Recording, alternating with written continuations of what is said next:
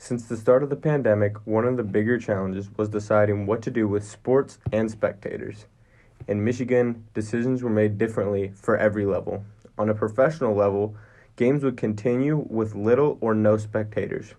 For college sports, some would be pushed off to the spring and some would continue playing with no spectators.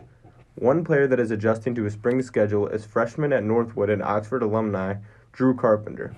He sat down with me and talked about some of the challenges he faced during the pandemic. So during the pandemic, it was harder to get to know the players, but the coaches were really good at getting to know the kids to make sure we knew the scheme going in practice.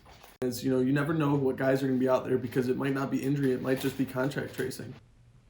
However, high schools in Michigan had a different plan.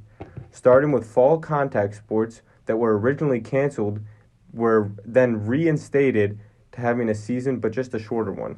Winter sports, scheduled to start as normal, would be shortened after a 4-week lockdown.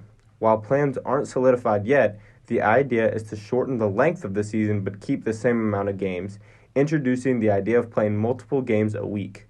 One basketball player described his experiences playing and planning during the pandemic. Week will obviously have a lot of strain on my body and mentally, so just taking ice baths and make sure I'm getting the right amount of protein and getting the right amount of food every day so I can be energized. And Players aren't the only ones experiencing issues. Coaches are also having to adapt and adjust to compete during the virus. Coach Brown and Coach Osborne for Athens High School explained the difficulties adjusting and preparing during the season.